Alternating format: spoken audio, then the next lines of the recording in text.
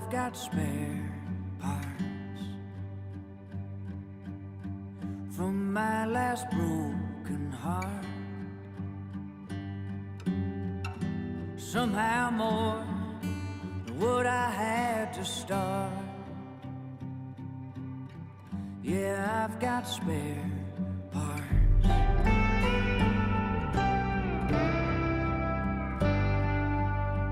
I tried to fix it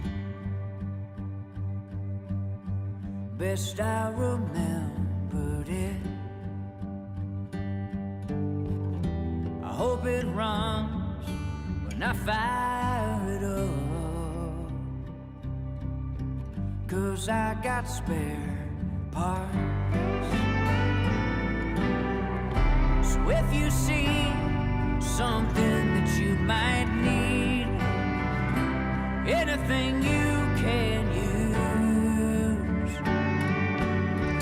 what's left of it might be the perfect fit, 'cause I got spare parts.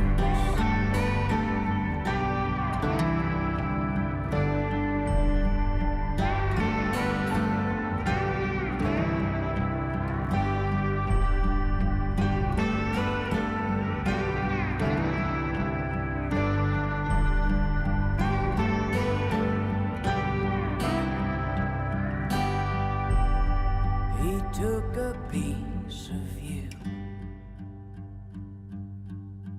like lovers often do.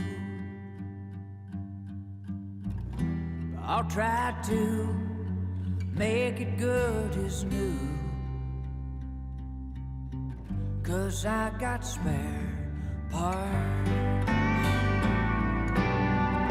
So if you see something that you might need, anything you can use, what's left of it might be the perfect fit, 'cause I've got spare parts. What's left of it might be the perfect fit, 'cause I've got spare parts.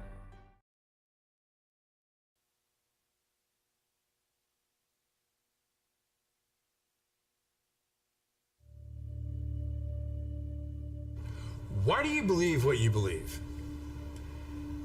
Because at some point in your life, you trusted the information that somebody was giving you. And that someone you trusted told you that a car was a car, a tree was a tree, a bird was a bird, the blue stuff above you is the sky. And that's the way that we began to determine what we believe to be a fact. Most of the things that we believe to be a fact in our lives are told to us through our stories or the news that we hear.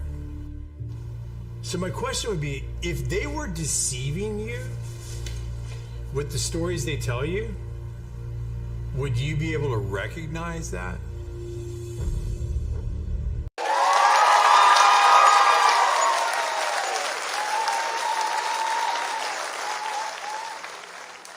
Howdy, everybody. It is Tuesday night at 7 p.m.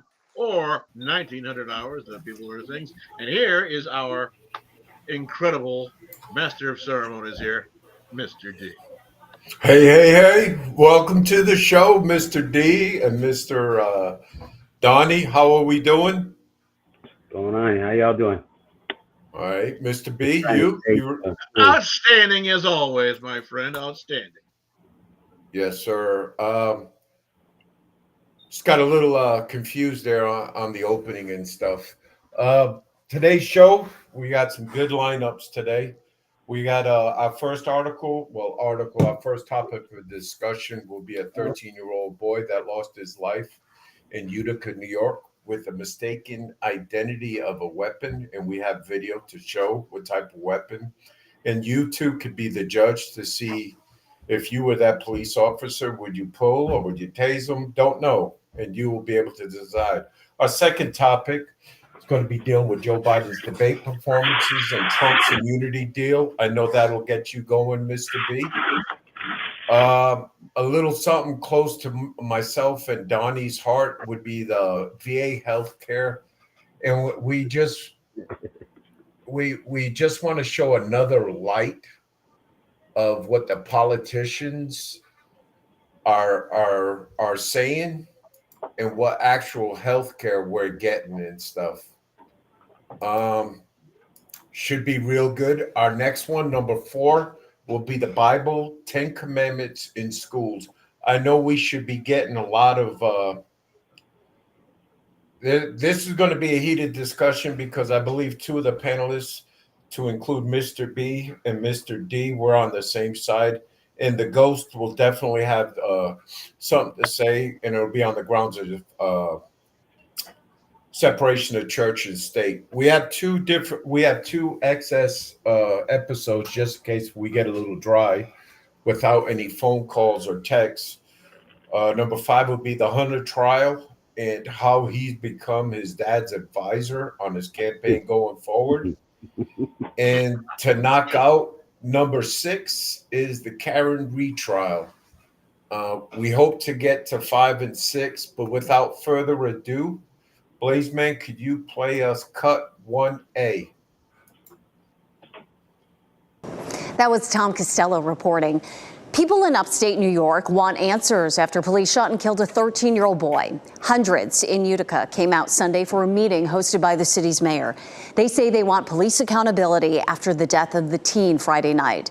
Police say they stopped Nia Maway and another boy because they fit the descriptions of armed robbery suspects in that area. Police say Maway ran and then pointed a weapon at officers. One officer tackled him, another shot him. The weapon the boy was holding was a BB gun. Careful! No! Careful! You're on camera! Graphic video shot by a witness shows the seconds leading up to a fatal police shooting.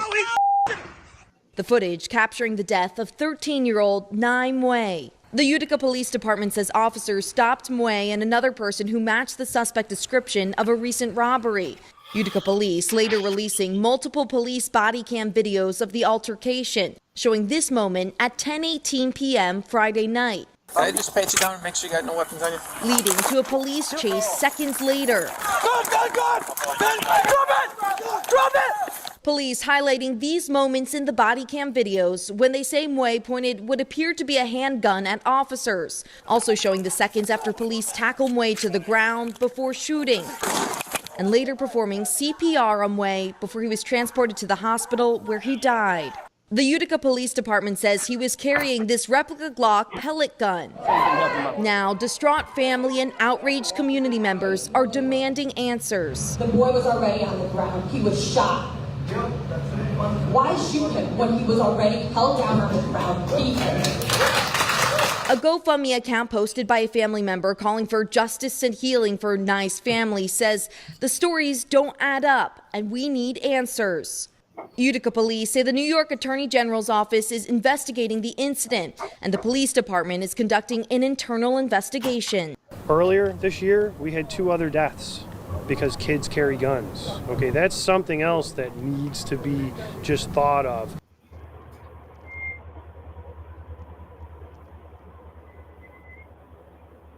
And that ends that video. And at what point is you're in that moment? How is that officer gonna know whether that's a BB gun or pellet gun? That's just a weapon getting pointed at him. Period. No, That's a weapon. yeah, I know. I totally agree. But what one of the ladies said. Yeah, we also would like to thank the news agency that provided us that clip. Thanks, Mr. B. Real good stuff. But getting back on what that lady said when they were in their, I don't know what the hell that was, a bitch session or community session with the police. Why did they have to shoot him when he was down, Donnie? Did you roll over and did he point it again? Because I did see a flash that comes back by that guy's head. You know what I mean? Yes. Yes, and You know that shot was administered on the ground. There was 2 cops there chasing that boy. So did one shoot while the other tackled? Because that's a tactic in law enforcement and some other places when you have that kind of training or you got to do them kind of situations. They know, hey, I'm not running within this certain feet, right? You get your partner, you do this a while. One shoots, one tackles. That kid could have been shot before he even got tackled, man. Might be Mr. why he B? got because he stopped. Now, you gentlemen both have the experience of having been in the military.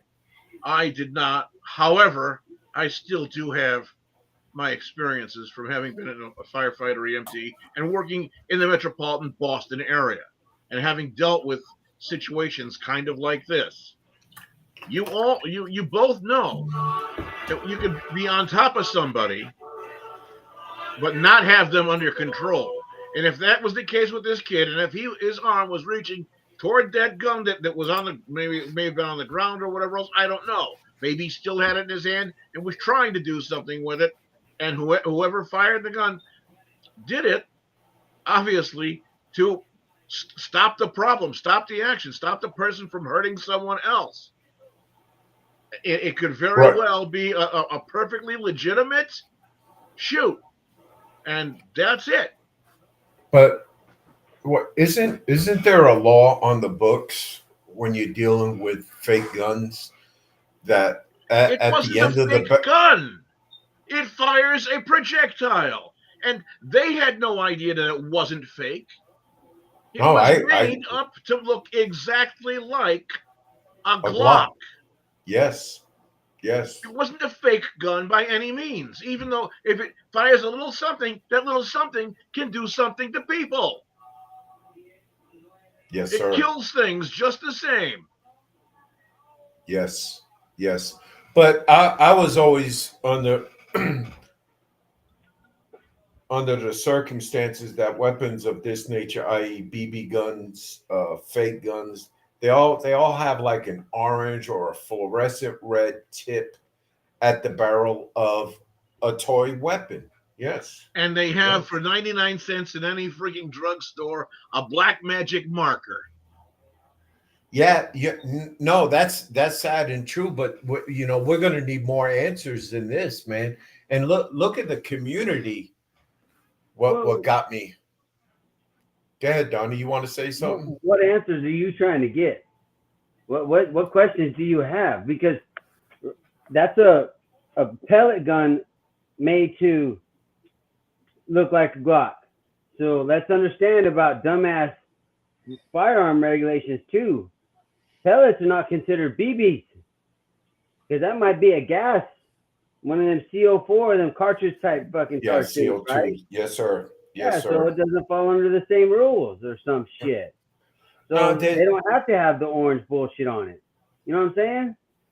Just the problem is we're talking about asking questions because somebody treated a weapon like a toy. The shit that they're not fucking toys.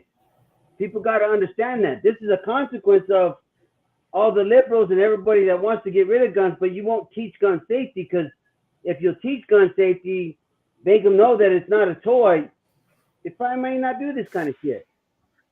On top of this, you're also battling, and I'm not being a racist. I'm not being a person who's stereotyping. I'm being factor. You're dealing with people who are of the line of that low rent mindset that, oh, just because you wear a badge, you're bad.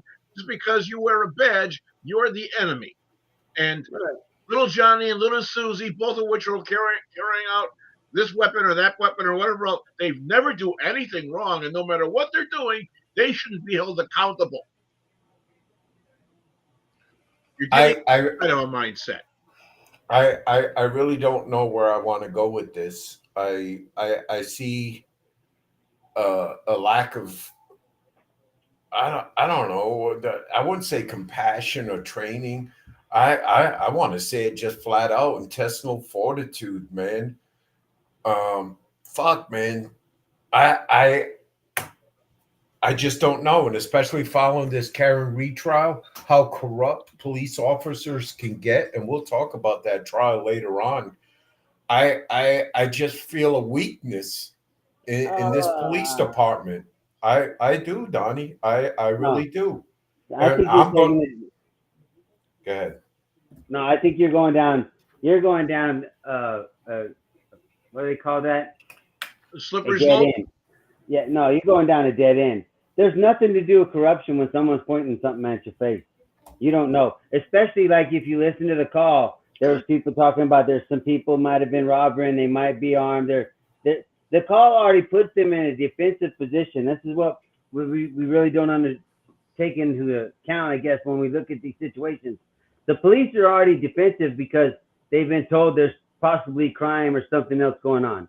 So they're already looking for stuff. So you running really doesn't help the situation. I don't know why you'd run, because now, of course, they think you did something wrong. And then you take a weapon or something that's supposed to look like a weapon out from wherever you have it concealed and point it back towards the person who's carrying something bigger than what you have. Playing stupid games wins you the stupid prizes. Always. So let's. I want to break this down. So why is this kid not here no more with us breathing oxygen? Well, what happened to this kid? Was he part of a nuclear family? Was he raised by a mother? You know, where's the breakdowns? Where's the government involved? You know, should we no, if we don't have the nuclear family, a man and a woman, and I wouldn't say even two fucking women, I don't fucking know.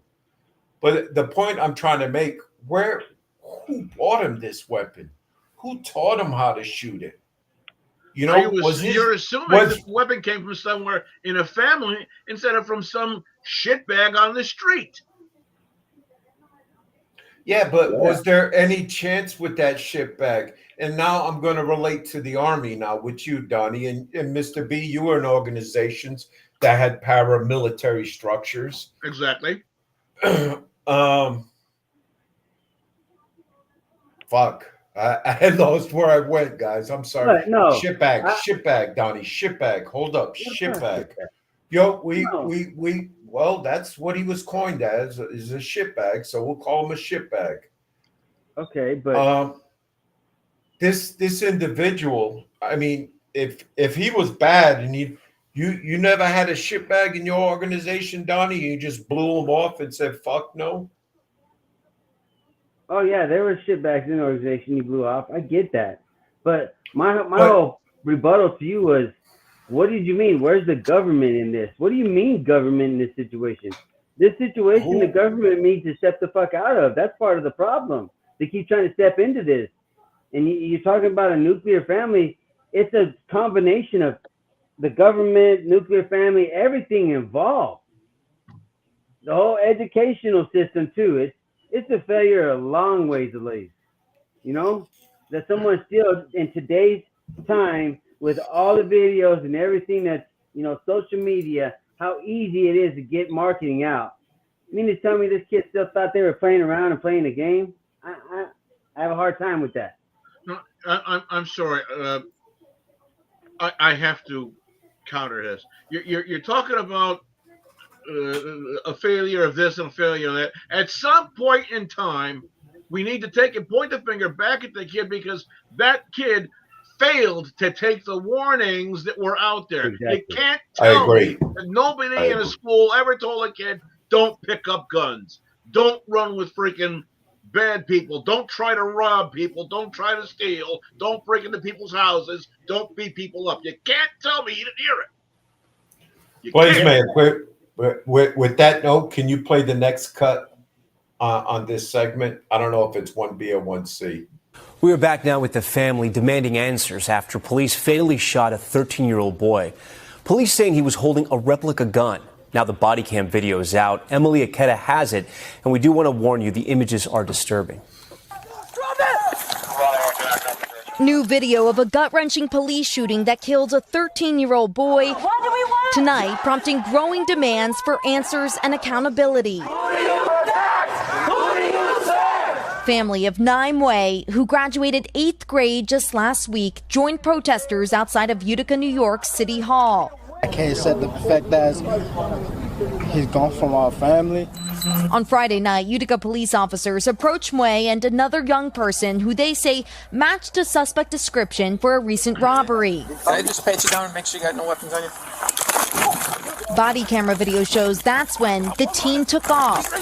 Police pausing and highlighting the video where they say Mue pointed what looked like a handgun at officers, later learning it was a replica Glock pellet gun. Police tackled Mue and seconds later fired a shot. A use of force, protesters say, went too far. Mue's family is part of Utica's robust refugee population, members of the Karen, an ethnic group from Myanmar. Our parents, they fled war, they fled persecution. We are the future. This is our home. We're not running away. Utica's mayor now urging patience. People want justice, but they don't want to see due process. We have to see the process play out. The state attorney general's office and Utica police are both investigating. In the meantime, the officers involved are on administrative paid leave. Tom? Emily Aketa for us tonight. Emily, we thank you for that. Thanks for watching. Stay updated about breaking news. Who wants to go up first, D or B? I got a question. They're talking about we want accountability. Well, where's accountability, like they say, for the dude? Accountability for your actions as an individual. You're some bitch that ran away, did whatever you did. Hey, where's that accountability?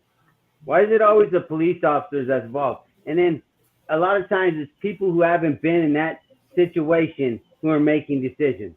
That's another part of the process, the due process, that I think it aggravates me a little bit. Mr. B? Yeah, I couldn't agree with you more.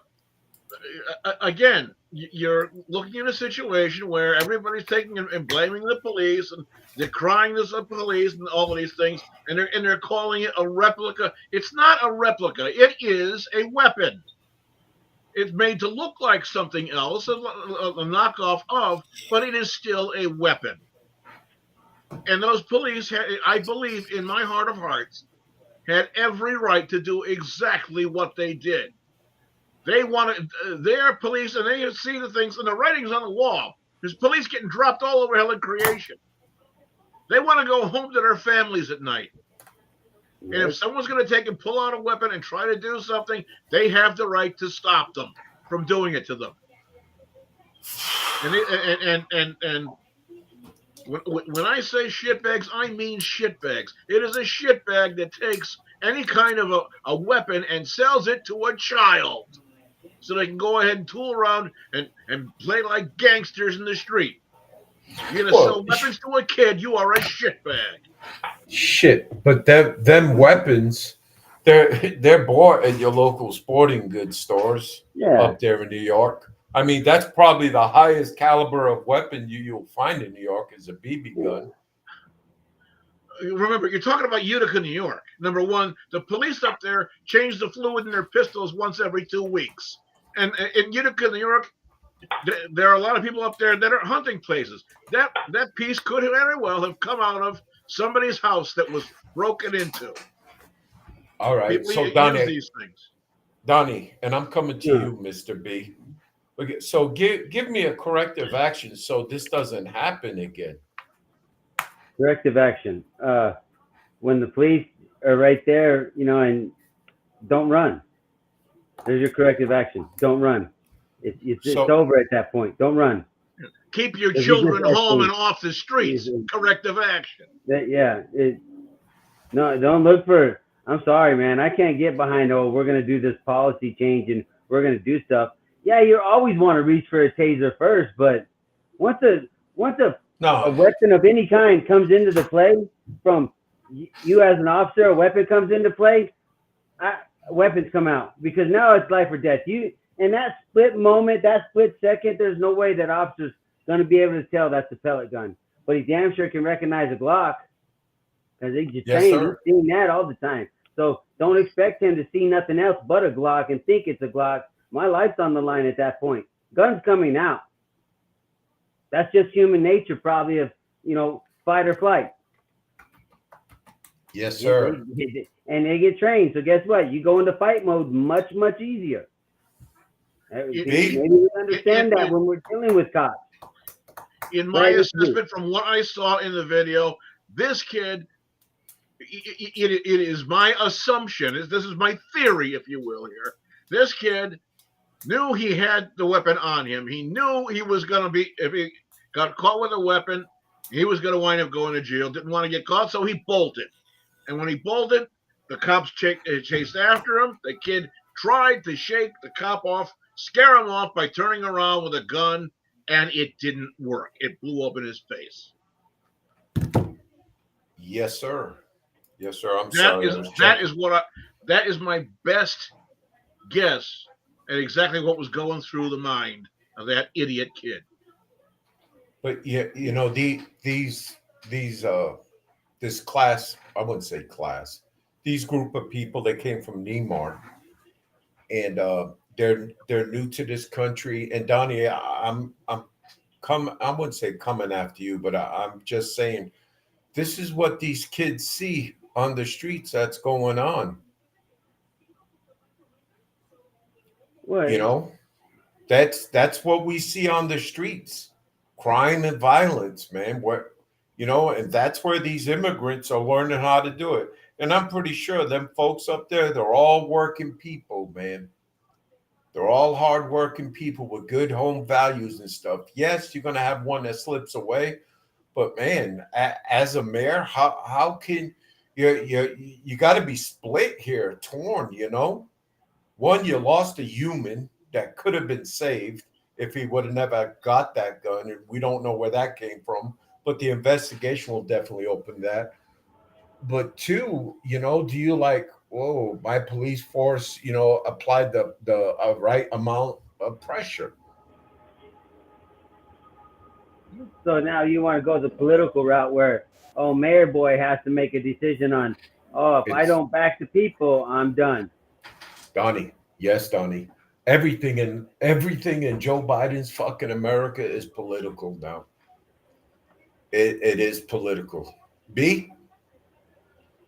Oh, I don't know where you're going with this conversation. No, and I'm trying to. Go ahead, brother.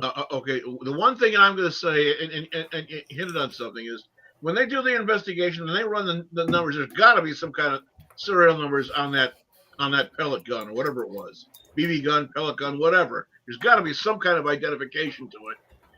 They're going to find out where it was purchased, how long it's been in circulation. It's probably in a bedroom drawer of some Connecticut transplant that, you know, working for some company up in Utica, New York, or whatever else, that doesn't like raccoons in his backyard, so he got to shoot the raccoons from eating his freaking onions he's planted in his garden, whatever it is. Somebody broke into the house, cleaned a bunch of stuff out. Oh, hey, wow, I got me a weapon and whatever else, and now it's out on the street. The reasonable expectation that boy had that gun in his hands, in his possession, and that he legally obtained it is probability zero. Well, whether he legally obtained it or not is irrelevant to me. My bigger thing is, though, here we are once again in a situation where somebody that's not from our country comes to our country and expects the rules to be varied or altered, changed to meet their situation. No, I don't know where Neymar is. Because I was trying to look it up. I don't know how to spell it or something, because I noticed in the clip they talked about they survived war and all this stuff. Yeah. A lot of people have survived war anymore. South Pacific, I believe. Okay, so you're coming from over there. Why is it, once again, that the U.S. has to alter our standards for you? No, you either meet the standard or you go back to where you came from. That I don't understand that the whole expectation that the standard needs to be different, or because I'm not from here, now all of a sudden you want, some pity, or no. If I did the exact opposite in Neymar, I ain't getting no pity. You do some stupid shit down in Mexico, you ain't getting no. You have to abide by the rules that are there. And why, I just can't comprehend why we keep going down that road. But if you want to say it's political, Demas, that's what's going to happen. I mean, you got the mayor right now. You got the mayor on fucking the tube. If he's got to make a choice, that's bullshit. Our justice system is garbage. It's just another case where it shows our justice system is just absolutely garbage. All righty. Mr. B, before we close out, do you have anything else? No, I wish we had someone to call in. We didn't get around our number. Maybe we have someone to call in and give us their aspect of it. But, well, we'll be back, I guess. And that number is 508-974-4231. It's on our ticker on the net. And our next topic will be, give me a minute. What do we got? Joe Biden's debate performance. Get ready, Mr. B. Oh, yeah. Okay. I did this topic thinking of you. Thinking of you, so brother. much. Yes, sir. All right, we'll be back in 3 minutes. Thank you.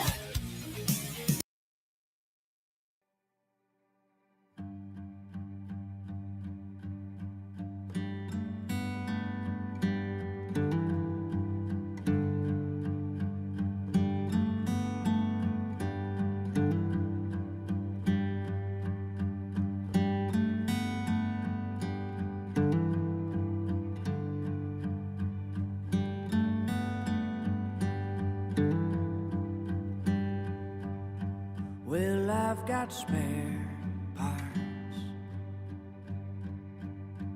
from my last broken heart. Somehow more than what I had to start. Yeah, I've got spare parts.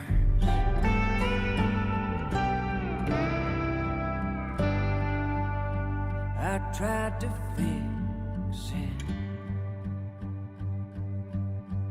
best I remembered it. I hope it runs when I fire it up, 'cause I got spare parts. So if you see something that you might need, anything you can use, what's left of it might be the perfect fit, 'cause I got spare parts.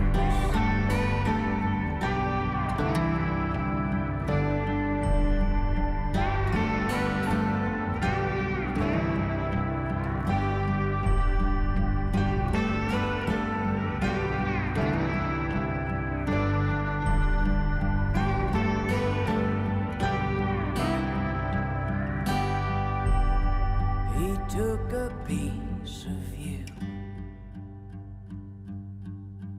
like lovers often do. I'll try to make it good as new,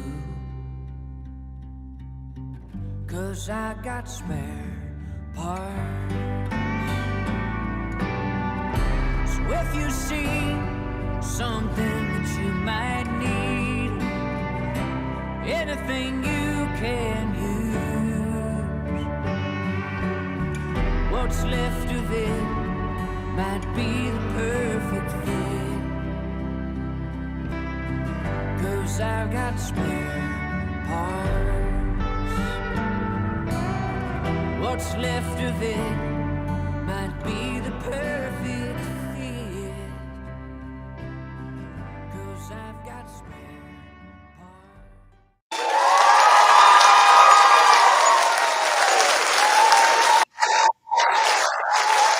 Hey, welcome back, everyone, to The Way We See It. We got a harmonica Bill over here dressing up. Wow, Joe Biden. Yeah. His debate performance. God help us all. God help us all.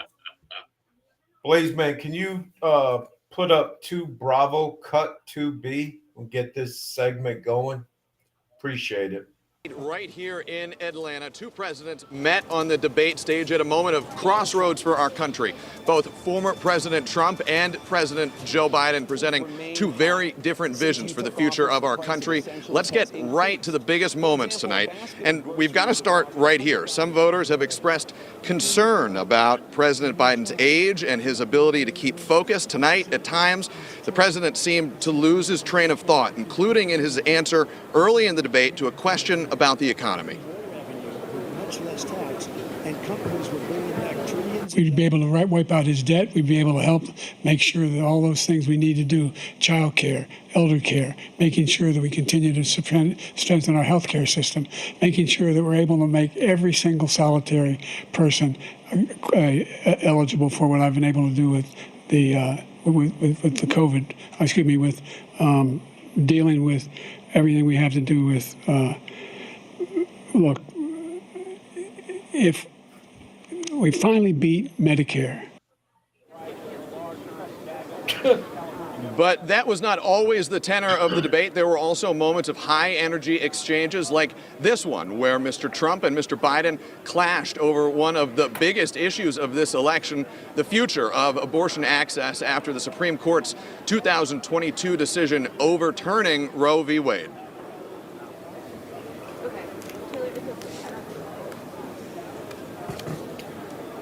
He can take the life of the baby in the 9th month and even after birth, because some states, Democrat run, take it after birth. Again, the former governor of Virginia, put the baby down, then we decide what to do with it. So he's willing to, as we say, rip the baby out of the womb in the 9th month and kill the baby. Nobody wants that to happen, Democrat or Republican. Nobody wants it to happen. That is simply not true. The Roe v. Wade does not provide for that. That's not the circumstance. Only if a woman's life is in danger, she's going to die. That's the only circumstance in which that can happen. But we are not for late-term abortion, period. Period, period.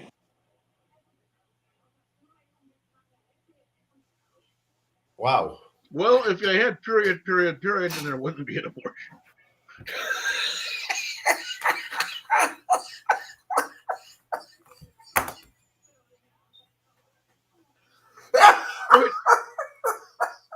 The guy's a few toothpicks. Mr. Bean, man, you shorter got than me, bro. Lincoln Logs said, all right? This guy is a few toothpicks shorter than Lincoln Logs. What's been, I wouldn't say driving, no. What's very concerning is that this guy is on a schedule of 10 to 4 daily. I did a little research today, and Russia invaded Ukraine 9:30 Eastern Standard Time PM. PM. Where was Joe? October 7th happened 11 o'clock PM Eastern Standard Time. You know, there was a big political campaign. I can't remember. Let's go back, Mr. B.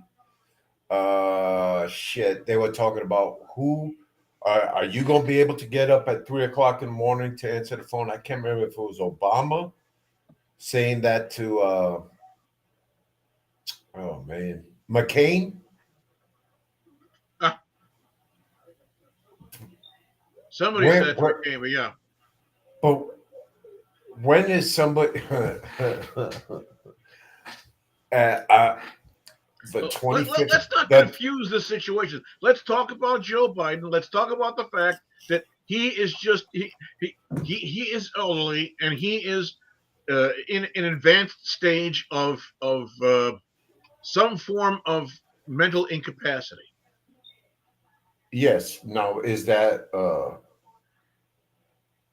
dementia? Alzheimer's? Some form of it. Alzheimer's, dementia, whatever it is. But I just found out about this afternoon that of a Democratic House of Representatives from Texas saying Joe need to go. Joe needs to go. Yeah. Joe needs to go. And there are a number of people that are questioning it, and it did come out, like you said, some a Democrat from Texas, came out and said he needs to go. And today's press conference at the White House, where they had that press secretary talking, everybody was hammering Biden's performance and his cognitive state. And this time there was nowhere that she could go to hide, to deflect or whatever else, other than saying, oh, well, he had a cold, and that's what the problem was. No. This is the thing. You know, I mean, he had a cold. This is the answer that they gave when Leonid Brezhnev and Yuri Andropov disappeared from sight for 6 or 7 months before they wound up admitting that the persons died over in the Soviet Union. But I still, hot damn it, if Trump was Biden in that condition, do you think Trump would still be the president? Oh God, they would be ripping down the walls to pull him out of there. Yes, sir. The thing about it is now the en masse, the media is coming out and they're saying that they have questions, more than just questions about it, and they're all disappointed, but they're not taking any of the blame for having covered it up for the past year. For the past 3-4 years, they've known about this. It's been happening. It's getting worse and worse and worse. And oh, he's sharp as a tack. Yeah, more like sharp as a basketball. No, and it's sad that his staffers have been hiding him. And I mean, the American public knew. You know what I mean? This just puts the period after the sentence, not after the abortion. I'm sorry. Blazeman, you're back. Can you hit the next video? And I'm sorry, B. I was kind of trying to talk to him about Joining me on set now is our resident Biden whisperer, Mike Memoli. So, Mike, obviously there's a lot of soul searching happening around the Biden family. It's interesting when you hear these Democrats talk, they seem to still leave open a sliver in that door that maybe there's an exit ramp for the president. What's your sense? Are his family members encouraging to stay in the fight? And is there anybody that could actually tell the president it's time to step aside? Well, when we reported that he was going to be spending time with his family this weekend, it was significant because everyone knows he's not going to change course because of a New York Times editorial board piece. He's not going to change course because of a bedwetting donor, who we've certainly also heard a lot from. He's going to really think about this long and hard with the voices of the people who he loves and values the most, and that's his family. I don't think this is a one-day conversation either. They did seem to want to get out as quickly as they could an initial impression that the family is fully behind him. But look, I think the family is processing this like many Democrats are processing this as well. Taking in day by day, looking at the data is really what they want to see, I think, over time. Mm-hmm. And the president, as our reporting indicated, himself is frankly humiliated by his performance. He was embarrassed. He knows he didn't perform. And I think as that also builds over time, there's the conversations within the family become more nuanced as well. And so I think the campaign, I can confirm what you said, that they have been aggressive in pushing back on the idea that this is going to change anything. But I think everyone knows that, especially at the leadership of the Democratic Party, that the best thing they can do is give the president some space and time right now. And so there is a big factor. You mentioned the data, which maybe go a long way to making a final decision here, but money is a part of it. There are some donors that are spooked. I mean, how long are they willing to be patient as this process plays itself out? It was interesting because the president did nothing this weekend but attend fundraisers, right, before he went to Camp David. And some of those who were hosting them said people weren't backing out. They were very engaged. In fact, they wanted to see the president up close and personal, and they had that opportunity. But there was this call that we reported on with a very small group of donors, in which it was much more candid than some of the other briefings that have been going on from the campaign leadership. There were people still on board and wanting to hear more about what the campaign was going to do to be aggressively pushing back on the calls for him to step aside. But there were also those who were frankly blunt with the campaign manager about what they feel like was a downward spiral beginning, and some of them even asking for their money back. But you can't do that. What Julie Chavez Rodriguez, the campaign manager, laid out to them was, first of all, Biden's not going anywhere. That's what she made clear. But also, these West Wing type scenarios that some people were floating about potential alternate candidates, it's messy. And it's either going to be the vice president who would inherit most of the infrastructure and money from the campaign, or it's going to be a messy fight. And that is an alternative that they are laying the groundwork for, would also not necessarily be better than the current situation. Very similar to the conversations I'm having. Like, maybe we should do this, but if we do it, it could be even a bigger problem than what we're currently dealing with. Certainly Democrats find themselves in a difficult position. Mike? Hey, want to thank MSNBC for sharing that video with us, and then also the other video at 11 Alive, NBC affiliate. Just wanted to make a comment about the last video. I purposely went on the left looking for this research and stuff, and again, it just proves the left media cannot defend this guy anymore. Mr. B? No, you're absolutely right. How do you defend the indefensible? And again, it's the case of you have the facts, pound on the facts. When you have the law, pound on the law. When you have nothing, pound on the desk. And these people are standing around beating the hell out of IKEA desks. I want to be their desk salesman, because there's nothing more that they can do. And the toilet brush girl there, Karine Jean-Pierre, all she's doing is just flapping her gums and biding her time. I mean, the writing's on the wall, and she knows it. And she can shake her head and say the guy has a cold, and that's it. As much as she wants, nobody's buying the bullshit. Thank you, Mr. B, for them strategic comments. Mr. Donnie. Yeah, there's no way you can blame that on the cold. And the thing that I don't know, what gets me is, if they're really worried about replacing him, and it's this hard to come up with a replacement, that tells me you got nothing in the background. You got nothing, and you're already about on the losing show already. You know what I mean? That just is absolutely terrible. That's the best. But think of that as a nation. That's the best we got. Joe Biden and Donald Trump.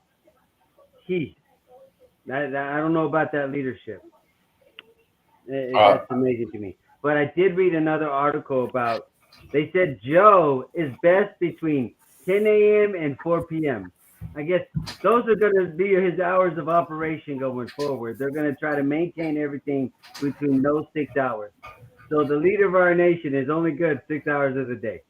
And that's coming from aides that are directly involved with, things going on. They talk directly with him at times. Yep. For the next 18 hours, it's Kamala Harris. Thank God they're still making the 18-hour bra.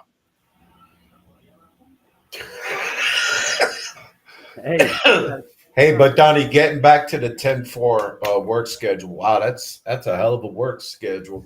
6 hours, and you're banging $400,000 a year from Uncle Sam to pay your salary. Whew. But no, that 10 to 4 schedule, yeah, he's probably up. He's not resting or fucking asleep. But I made a comment. You were out doing something, Donnie, with your dogs, and Ukraine got invaded by Russia at 9:30 p.m. Eastern Standard Time. Do you think Joe was up for that? No. October 7th, when them nice people Hamas went into that bad land of Israel, that's the way the media has it. We know the real story. That happened at 11:30 p.m. Eastern Standard Time. Do you think Joe was awake? At what time? 11:30? 11:30. Yes. No, I don't think he was awake. I think he was in the room, and he got tapped on the thing about, hey, wake it up. This is the important part. Come on, let's go. Yes, sir. I don't think so. And I know that position is stressful. They got to have a routine, a schedule. We got to do it. But my whole thing is, at 80 years old, you're only good for 6 hours out of the day. I just don't see how you're the best possible candidate to run our nation. That you got to have some amazing stamina and be able to, work 12, 14 hours. You know what I'm saying? That position is a lot going on. Thank you, Donnie. Mr. B? A little reminder from History Boys. D-Day happened in the early morning hours of June the 6th, and nobody could wake up Hitler to release the Panzer reserves. Remember that?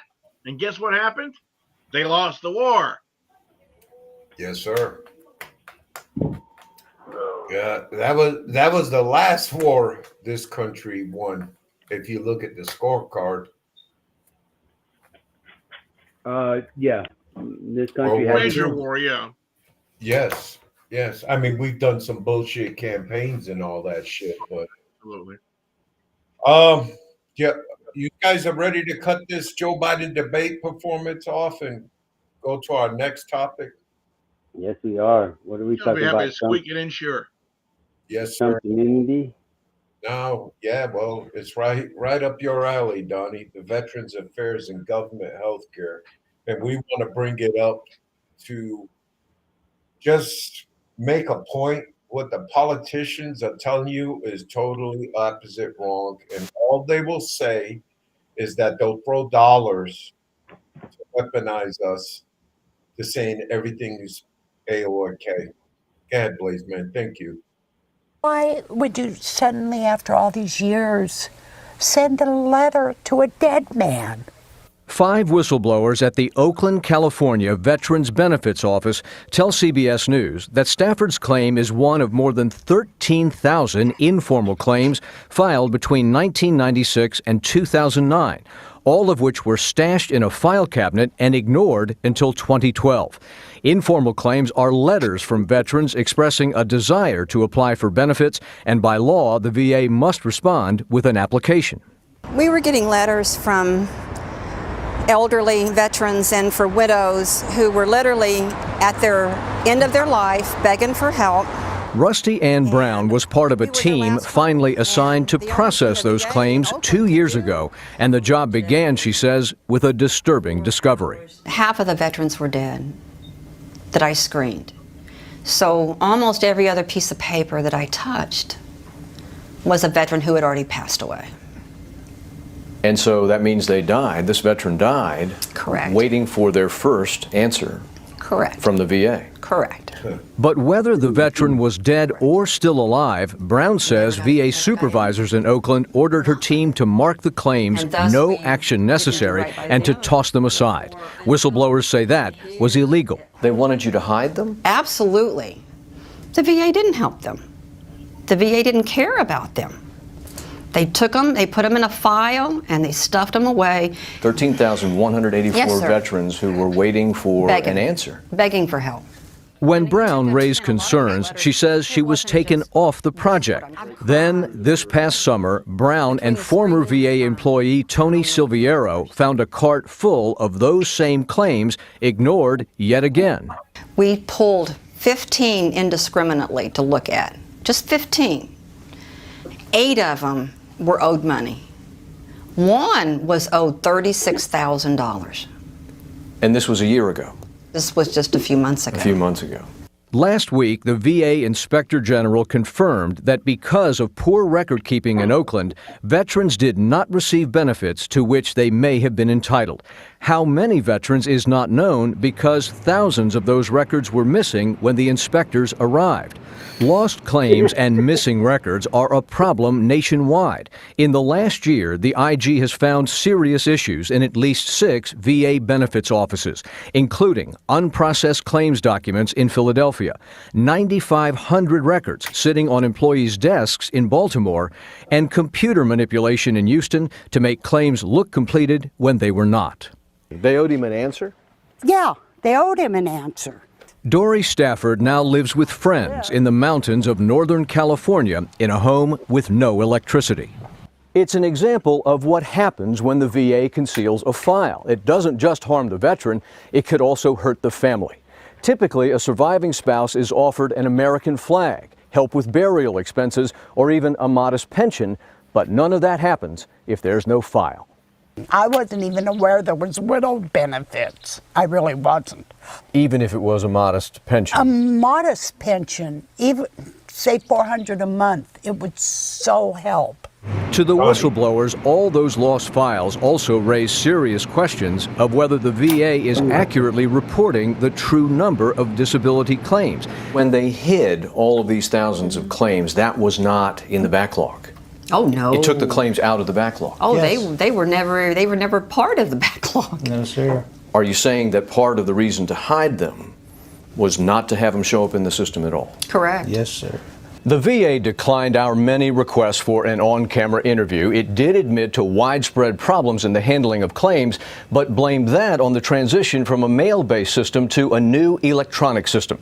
The VA said in this statement, electronic claims processing has transformed mail management for compensation claims, greatly minimizing any risk of delays due to lost or misplaced mail. As for the backlog, the VA is again promising to fix any problem that comes to its attention. Again, quote, for any deficiencies identified, steps are taken to appropriately process the documents and correct any deficiencies. Nora? Wyatt, incredible reporting. Wow. So this, I need to break this down for the viewers. When you're talking VA, the VA is separated in two organizations. You got VA Medical, and then you got VA Benefits. They don't separate organizations, and they report to the same person, but there's a lot of red tape, and also on the healthcare side as well for veterans to actually get help, benefits, and what they deserve. Mr. B. I'm not at all surprised. I have a very dear friend of mine who is a veteran, Marine, who has a traumatic brain injury and has been going through the mill up one side and down the other, and he got so bad. The man is cognizant enough that he became an activist and really started doing things for veterans here in New Hampshire, and has gotten a fire lit under the VA to get help. But this kind of stuff takes the cake. I remember my late father was a veteran. Yes, sir. It's gone. It had nothing to do with that. But I remember when my father passed on, we were dealing with insurance companies and so forth for life insurance policies, and they were doing stupid things like saying, "Well, we can't pay you anything because we have to pay it to your mother." My mother predeceased my father by 30 years. So, there's the conundrum. If there's this kind of a problem in the regular insurance markets and benefits markets, I can only imagine, because the federal government is so incredibly screwed up with things, what it must be like for people trying to receive some sort of benefits. I can only imagine. Thank you, Mr. B. Donnie, before I get to you, I'll say this real quick. The government structure of how an organization can run, it's one of the best you'll ever see. And I'll go to the Army. The Army has regulations from everything from your shoestrings on your boots to how you should trim your nails. What makes that organization wrong is the people that we put in it. And it is widespread of just pure laziness on the people that work at the VA to do their job. Donnie? Oh, yes, it would be great for them to do their job. But just like Mr. B pointed out, we got to pay those to his wife. Well, his wife died 30 years ago. That's all the bureaucratic bullshit that you got to go through. And there's all those people that are claiming and clamoring about, we need government health care that's, this is what you're going to get. It's just like, we were talking about the whole allergy shot thing. You got to be on, there's a checklist. There's always a checklist involved when it comes to government agencies, and they're going to play back and forth. Oh, you didn't go see, we know you got, your ankle all effed up and it's swollen, but we need you to go see physical therapy first and check a block, before we can send you here. Or like you said with your pills, Demas, that you had to be on a certain medication for a certain amount of time before they'll let you get this other medication. And why they didn't want you on that other medication? Because it's expensive. So now we're all, we're just a dollar. We're a dollar figure. So I say again, my pimp's up in Washington. Well, hey, how about you start taking care of a hoe? Getting broken down here. We need some help. Well, on that note, We'll see y'all in Donnie, a little while. Yes, sir. Thank you. And we're still going to cover the Veterans Affairs and stuff. We got one more quick video, and then we'll jump to 10 Commandments in public schools. Thank you. Be back in 2 minutes.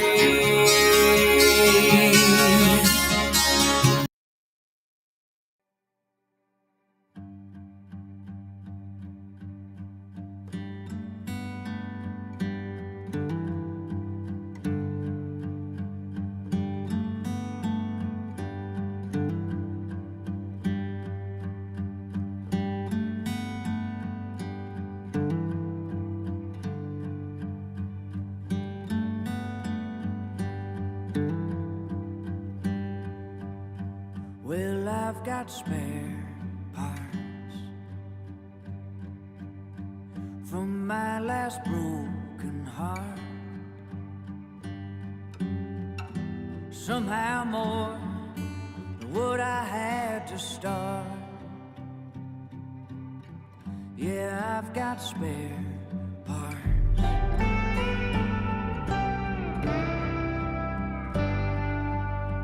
I tried to fix it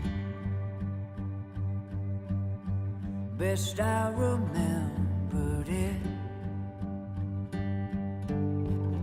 I hope it runs when I fire it up, 'cause I got spare parts. So if you see something that you might need, anything you can use, what's left of it might be the perfect fit, 'cause I got spare parts.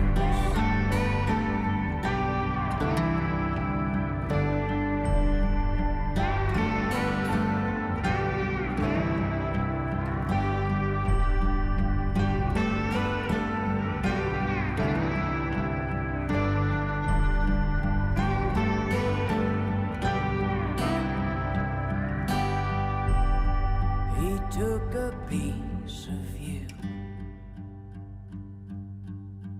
like lovers often do.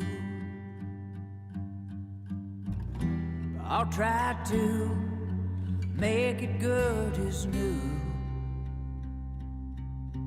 'cause I got spare parts. So if you see something that you might need, anything you can use,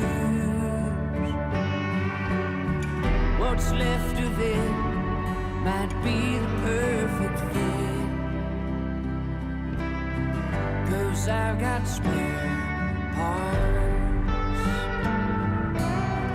What's left of it might be the perfect fit, 'cause I've got spare.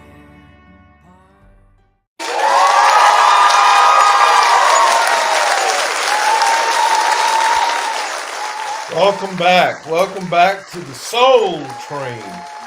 Y'all remember that show?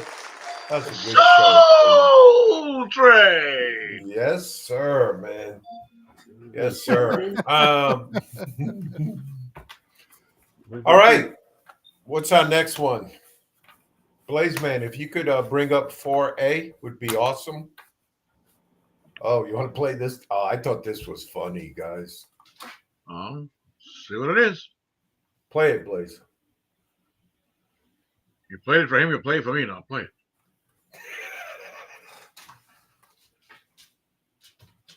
Little technical difficulties. This is a video of Grecian statues.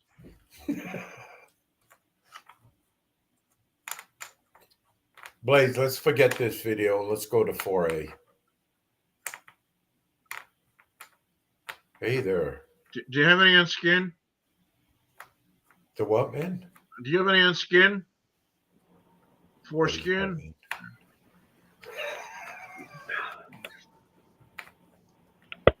Blazeman, are you there? Is he dead? Is he back there goofing off? Yeah. Well, what do you want to talk about still from VA? I'm on it. I'm on it. Relax, Donnie. I'm on it, D. Had to switch from one video to the other. That was 4A, the one that was just up here. This one is If you 4B. play the one on foreskin, it's just a little clip. No. That wasn't. That's what I sent in the fucking group text to Facebook. Damn it, Mr. B. But no, Demas, you wanted to talk a little bit more about the VA and the care. What was you going to say? My little. No, we need time. So my situation was, I needed a Repatha, and if any Repatha is a cholesterol fighting medicine. I can't take the other horse pills, Crestor, Lipitor. So the chick on the phone, the pharmacy technician, she wasn't professional with me until, and this is the shit you deal with when you're dealing with VA people that work at the hospital. She says, "Well, we got to try X, Y, and Z first. The medication costs a lot." Right when she said that, I was like, "Wow, you put a price tag on my life." Anyway, so she went, we got to try X, then Y, and then if that don't work, the VA will approve Repatha. So I got a little upset, and I'm like, okay, so when I get my prescription right from my doctor to you guys, what is the VA's accountability to me as a patient? Oh, she got all defensive, talking about usually it takes a week to 2 weeks to get the medication process. Anyways, so I says, yes, ma'am, let me let you go. And then she does this bullshit. And how did she say? Oh, I just wanted to say thank you for your service. And I responded so quick. I says, really? You just put a price tag on me just minutes ago. And I hung up. Well, I shared this story with Donald. Was I correct, Mr. B? Absolutely. The healthcare industry for the ordinary person is bad enough. For veterans, you almost feel like you're the inside bottom of an ashtray. Donnie? When they treat you like that. Yeah, pretty much. But think about it, though. The VA trains how much of our medical force, Demas? Like 50 to 70% between the VA and, TRICARE military health system. They train like 50 to 70% of our healthcare, our workforce. With all these specialties. A lot of them, they do what they need to do. They get their clinical times and they leave, right? Interns, right? Yeah, right. Yeah, they're internships. Right. So if you don't, this myth that the government healthcare system is just so much better than the healthcare system you got, I think that's the myth that we all need to say, no, it's not. It's not true. It's the same bullshit on either side. It's just on for me, on the government side of it, the TRICARE, the VA side of it, it's just they got policies and procedures where they can check the block, and they got ways to paperwork to back themselves up so they can get away with their shit treatment. But Donnie, The other side doesn't have as much. But with the interns, the doctors, the nurses, those are the good people of the VA. I'm talking the support people. And what's sad to say, I would say the VA hires about 60% veterans. You agree or disagree, Donnie? They might be up around that area. That's a big push for them. They're the problem. Oh, yeah. They are the problem in the VA. They are veterans. Veterans are the problem in the VA? Yes. They. I don't. Yeah, think so. Donnie. I don't think so. I do. I know where you're going with it. You're saying it's the veteran that's not the job that doesn't, can't get fired, can't do nothing. You know, you're not gonna get me. I'm gonna stay here forever, right? That's where you're going with this, pretty much. No, I'm not. No, I don't care if they stay for 2 years or make it a career. I just see their problem. And you could see it, Donnie, at the El Paso clinic when you walk up to a specialty clinic or your team clinic. You could just the first response that comes out of that mouth, you could say right away, "Oh, she didn't serve. She's being real nice to me." Oh wow, this guy was with the 82nd. Look, he's got his little thing on. You know, he's Billy Badass. You better say yes sir or no sir just to get something. Yeah, Donnie, it happens, bro. Oh yes, we know. Those are the what do you want to call, like, the work politics? You know, the work bullshit, the work bureaucracy. The VA, the government healthcare system's got the same bullshit. That's why I say I don't think it's so much the individuals as it is the system. Because we all just got to remember, it's a system. It's a government-provided healthcare system that our government runs. And our government right now really doesn't run a whole lot of anything worth of shit. Let me make sure Of I course, understand. Your degree of angst is with people that are veterans working in the VA that have a chip on their shoulder about something. Yeah, that would be my chief complaint.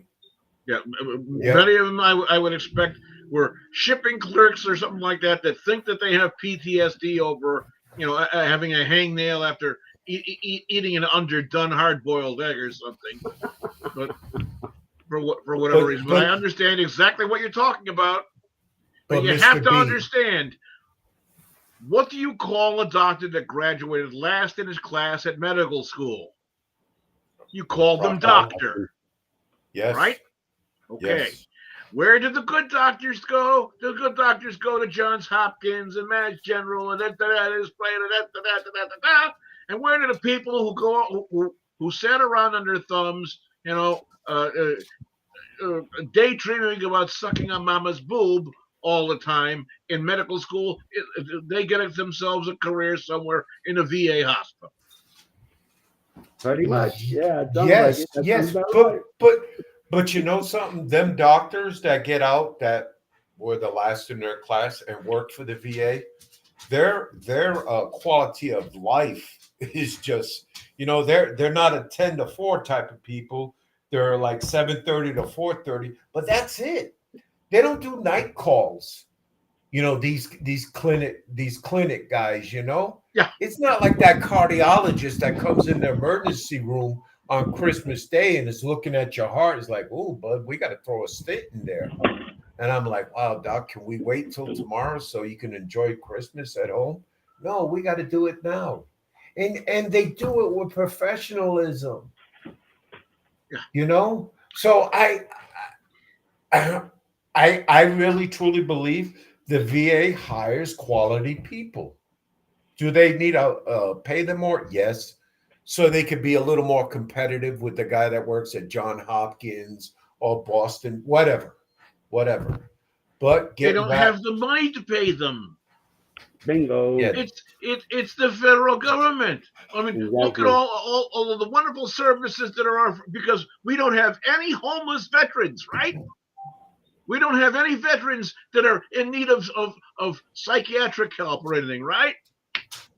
Right. We don't have any veterans that are in need of prosthetics and whatever else, and wound care and whatever else, right?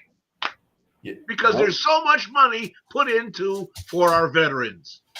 But we got plenty of homeless people we're lovingly helping out by giving them free hotel rooms and free foods and free credit cards and free telephones and everything else. Well, yes, I think Mr. B is correct, and that's the value. Like you said, there was a price tag put on you, Demas. That's the value of a veteran. What value do we bring? That's the way it's looked at. And we are nothing but pawns. And when it comes to the political campaign, you, myself, and all other veterans, we're all loaded into a magazine, 30 at a time. Mm-hmm. And when they talk, they just shooting our names out there. That's all they do. Yep. Your window dressing. Yes. Nothing more. Yes. Look, see, I know the name of a veteran. See, vote for me. I know who a veteran is. Yes. Yes. So. Yes.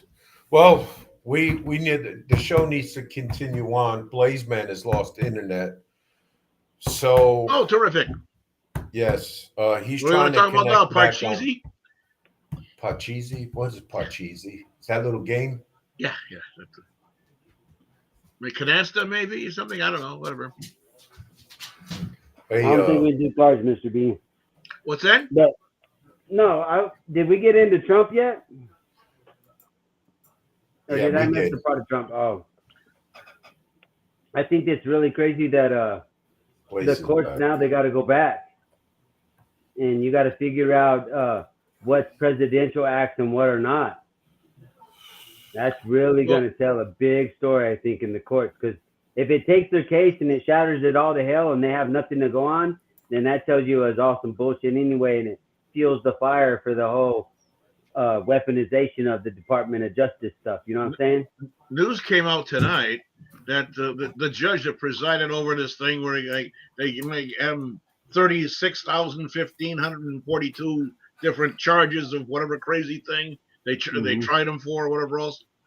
Now he's saying that he may take and throw the entire thing right out the window. Yes, they already. I'm having a little problems here. They already rescheduled his sentencing date to September. Trump's. Right, but that's what I'm saying. Which case was you reading about where they're going to throw it all out? The hush money thing, or the stuff in Atlanta with the whatever one in New York? We're at New York right now. Yeah, the one. Yeah, the that one was in the New hush York. money one. That was the hush money one. He was saying that he's gonna take. He's probably gonna wind up taking and throwing a whole damn thing out after all of this shit. So they know it was bullshit to begin with. That it was all bullshit. They let it run its course, trying to do anything and everything they could to take and damage Donald Trump, damage his integrity and his name and blah blah blah, and drag him through the mud and whatnot. Get ready to turn around and say, "Oh no, we're not going to vote for him. Throw him out, throw him aside," and it all blew up in their face. And now they're trying to turn around and save face by saying, "Well, maybe we're wrong." Right. So bullshit. So as this case goes out, though, or they make this immunity thing, how does that make sure that now he's not known as a criminal? Does that, it plays it all out, that so you can't go down that narrative now when you're on the campaign trail as a Democrat? When you go down a campaign trail right now as a Democrat, you've got a lot more to worry about than worrying about whether or not you can call Donald Trump a convicted felon. You got to worry about freaking Joe Biden and whether or not he remembers how many teeth are in his head from day to day. But that's why you put him from 10 to 4. Yeah. If he's going to be on the West Coast, well, you just make sure it's 10 to 4, right? Or 9 to 5, say, "Hey Joe, we can't 10 to 4 is not enough. We got to go 9 to 5, bud. Come on." Gordon Lightfoot sings a song about sundown. You better take care.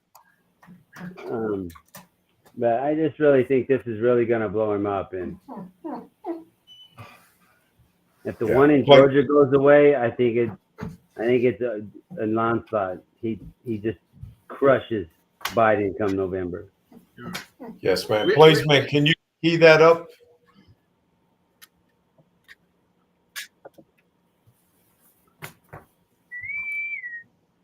Question? Yes. What is that? That's the 10 Commandments. We're required to have them on a poster or a framed document that's at least 11 by 14 inches in every classroom in Louisiana. Why? Our governor signed it into law. No way. Yes, wait. Actually, I've got a clip. Those who will not live by the law shall die by the law. Wait, that's the movie The 10 Commandments. Here it is. This bill mandates the display of the 10 Commandments in every classroom, because if you want to respect the rule of law, you got to start from the original lawgiver, which was Moses. Did the governor do this all by himself? No. The Republican-controlled House and Senate chambers passed it overwhelmingly, and then the governor signed it into law. But I'm not a Christian? Republicans have argued it's about right and wrong, not religion. You guys just want to watch the movie? Okay. Yeah. Hi, I have a question. Yes. What is that? That's it. That's it. That was stupid. Donnie? Well, Go ahead, it was to get it is a stupid short, and what it is just to get your attention and to bring up communication. Donnie? Mr. B, go ahead. You had something to say. I just said that was stupid. That video was stupid. Oh no, but it's to bring up the fact that we put in that thing about Oklahoma, that state level educator guy is talking about that they're going to put the Bible and they're going to list the commandments in every classroom, and that the article is talking about their curriculum. The teachers got to start teaching from the Bible or including the Bible in their curriculum. What happened to separation of church and state? When did the government take over and start dictating what you're going to put in curriculum? Because if I'm a math teacher, I'm going to look at you and be like, Toma, that don't have shit to do with me teaching math. I teach numbers. A computer programming guy, I teach numbers. A science guy that doesn't believe in that. I know it's not going to happen. We all know this. It's going to be caught up in courts. But at what point does the government keep telling us what we're going to do and how we're going to learn and what we're going to learn? I just really, I don't, that goes down that road to socialism. No. I didn't want to call Trump a dictator, but what the fuck is he doing? He's just changing the rules. Hey, Seed, they are not saying that math teachers have to start teaching the 10 Commandments. No, but what they're saying is that in the schools, the 10 Commandments and a Bible is there, and they're not saying to teach any individual religion. The Bible itself, it is known and accepted around the world as a book of recorded history. There are a great many instances of recorded history that are there that aren't very well found anyplace else, and it brings together and codifies the roadmap of where we've gotten up to until today. And as far as the 10 Commandments are concerned, the 10 Commandments are in the Bible, and from those 10 Commandments, the Hebrew people extrapolated 613 individual laws called the tzitzit. And those laws came from the 10 Commandments are a great deal of what our laws in our country is founded upon here now in modern day. This is the reason why it is imperative, it is essential that this information not be kept from the children any longer. It's about time, I think, in a world where people are taking and ripping down statues and saying, oh no, we get rid of this, then that gets rid of the hate, and it never happened, and everybody's all happy and fun, and we're all friends and whatever else, and there was never any kind of slavery. Don't say that or whatever else. And by the way, don't put a person whose skin is darker than the syrup that's inside the bottle on the label. Wasn't really stuff you discussed with other people. You had your beliefs, you had your religious thing, and if you weren't religious, nobody knew. But if you want your child to have a religious education, send them to a religious school. Yeah. There's nothing stopping you. Get out of my pocket, get out of my body, and get out of my school. So I'm trying to listen real carefully to what they're saying. It sounds like what they're saying is that not only should the 10 Commandments be posted in all the schools, but it also should be posted in everybody's private homes, which maybe, I don't know, maybe that's not a bad idea. What is so controversial about thou shalt not murder, and thou shalt not lie, and thou shalt not covet? Can I address what they said? I mean, obviously, this is Joy Behar trying to take a stab at Donald Trump and mocking him and saying, why isn't it posted at Mar-a-Lago? Because, of all the things he's done, and they want to bring up Stormy Daniels and everything else. They're just so... It wasn't really stuff you discussed with other people. You had your... Well, I know I couldn't be welcomed at that table with the view. Donnie, but I think you got a nice warm seat there, man. No, I wanted to come back with the pocket, the money, and my body. The pocket. What is she relating to? Get Tax out of my dollars. pocket. No, Tax that dollars. would be money. No. Yeah, like, get out my pocket, get out my money, my tax dollars, and trying to use them to preach your agenda, because that's where they're trying to take it. You're trying to Okay. preach your agenda, and I agree with Mr. B. It is a recorded document to document history. I get that, and you could say, we reference it and all that other good stuff. And I know that the U.S., the laws, it's all Judeo-Christian background, all that good stuff. Got it. But my point is this. To tell me I got to have a Bible in the classroom, I quote the Constitution when I'm teaching. I use other articles, other books, like, that are in the record books at, White House, or all this or all that. I don't have every copy, every single book in my classroom. That's what I'm saying. At what point does the government overreach and start going too far and telling you what you're going to do and what you're going to teach? How about we make sure we teach facts? Because it's fact that maybe that happened, because you have artifacts, you have all this other stuff. You can prove history the same way. A lot of times you can prove it another way. So that's why I don't understand. What is it that I don't mind it if it's there? Like a lot of people say, don't look at it, but don't come back and go in this and you're sitting out there like that guy from Oklahoma when he's giving his conference. He's talking about, we're going to make sure that we include that in our curriculum. Hold on now. Just No, like that's the Bible is highly contested on some other stuff. The only problem I have with the Ten Commandments being published, I don't want to see no religion endorsed by it. The Jehovah's Witness, the Roman Catholics, the Protestants. I don't want to see that. I just want to see them 10 rules, and that's it. That's what they're saying. I'm just seeing the production of these little 10 Commandments, and Joe the pastor of Latter-day of Saints, Mr. Governor, I'll print them all for you. Don't worry about it. There'll be 2 regulation, cut, all color, whatever you want. But he endorses it on the bottom. That's what concerns me. Yep.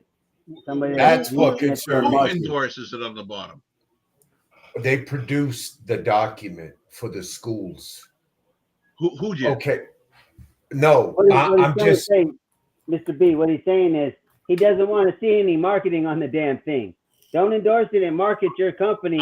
I'm in complete agreement with that, but they're not talking about putting anybody saying these 10 commandments brought to you by the Episcopal Church. No. They're not talking about doing that. They're just talking about these are the 10 commandments. You want to know who the author is? Talk to God. He's the one who's the author. Yeah. This is the Bible. This isn't this one, that one, or whatever else, blah, blah, blah, blah. Is it written in English? Yes. Why? Because you're in the United States and it's an English-speaking country. But English is not the official language. Yeah, we don't have an official language. But hold up. No. German. No. I know. No, but that's crazy, though. English is not the official language of the United States. But you go to any airport traffic control tower in Russia, China, Myanmar, Brazil, they all speak English. Yes. But if Donald Trump comes into office, which I really hope he does, and if he was to make English the official language, how would that go? How would that sit with the U.S. citizens? I don't think they would give a feather's fart because they're already speaking it by and large. Yeah, I don't think it'll go anywhere because most of the people that want to speak English are going to speak it. Those that do not want to speak it won't speak it. They don't care because they probably, got their little niche out where they can get by without speaking it. So that's maybe another reason why people don't get on a national language. But I want to go back to what Mr. B said. We're having this discussion about, well, who's the author, this and that. So you really think that the religion piece comes back to a more personal choice of what kind of religion you want to be. So now we're gonna preach. I don't like the fact that it's going in there because there's so much controversy around it, and it's gonna get tied up in courts for so long and waste so much people's time. When I'd much rather see you teaching them something that's gonna make them productive citizens when they get done with high school. And the values found in the Ten Commandments are not going to make you a productive citizen? No. Really? No. They're just telling you how to act. How to act doesn't make you productive. Being productive means you have a skill set that you can use for something to produce or manufacture or to produce some sort of result that's beneficial to your community or your job or somewhere else. That's what I'm talking about by being productive. That's where I say I don't know. I don't have a problem with it, but at the same time I don't like it. I'm getting too far. And we're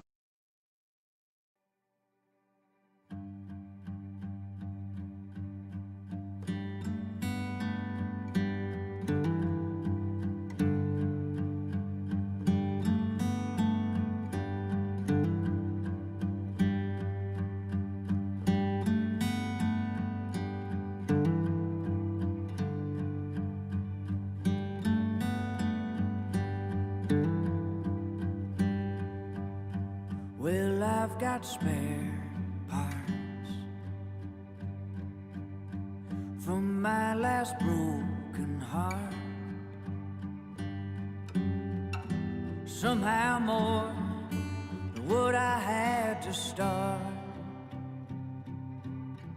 Yeah, I've got spare parts.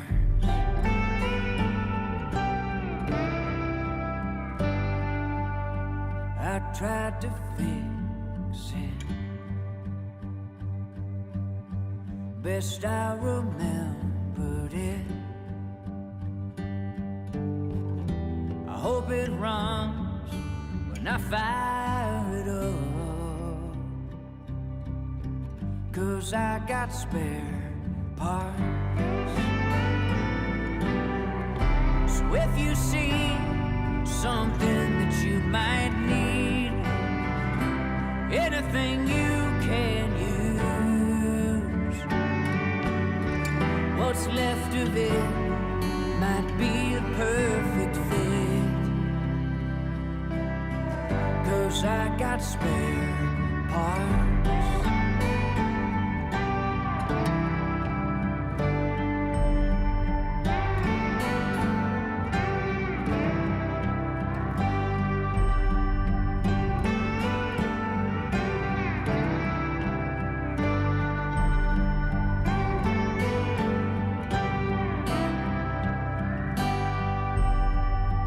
Took a piece of you,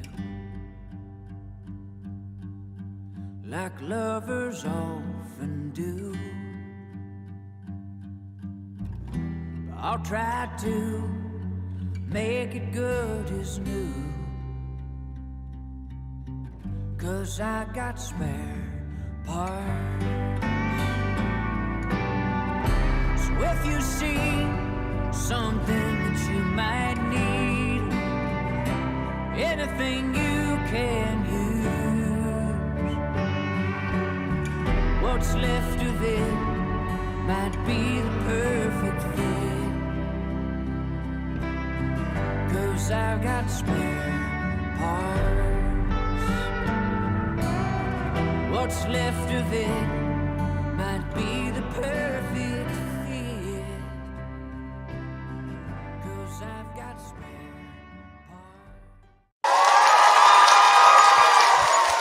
Hey there, welcome back everyone to The Way We See It, the final segment of this show. It always happens. We always, usually our second gear kicks into the second segment. And without any further ado, I want to go to 5A, Blaze, man. And this one we title Hunter the Advisor. But it gets even worse, right? Not only does that debate performance demonstrate why he should not be president again, but they're now meeting at Camp David and he's getting advice from among people like Hunter Biden is there. He's got the family His advising him on what he should do. Get on the drugs. That's the advice. Clearly he Hey, did Dad, want some Get on the good methamphetamine? stuff. That'll get you going, buddy. You Got know. plenty of powder, which the White House at one point tried to convince us was soaring powder. You know, like the wood chips that you get when you're soaring. right. And, apparently Hunter Biden is a prolific carpenter. But do you remember they were saying the problem, it's unfair to Biden because everyone set such a low bar for him to jump, and they were complaining the bar was so low, like he's just got to show up and breathe. Well, he couldn't even jump that. I know. Well, he was barely breathing, right? But I couldn't get over Nancy Pelosi. Then coming out afterwards, and like you saw it with your own eyes, what happened at that debate. You know, Biden is utterly demented. His brain is mashed potato. We can all see it. So Nancy Pelosi comes out and says, perhaps it's not Biden we should be worried about. There's another man with dementia that's a bigger threat. My people are very much Biden, Kamala Harris. I hate that term. And this is an opportunity for Joe Biden to go out there and show he has the stamina and the rest. And by the way, while the press, and for some reason they don't, there are healthcare professionals who think that Trump has dementia, that his connection, his thoughts do not go together. Wow. Isn't it amazing? No, Trump's got dementia. Don't worry about Biden. You know who this election is going to be between, don't you? The Republicans and the Dementiacrats.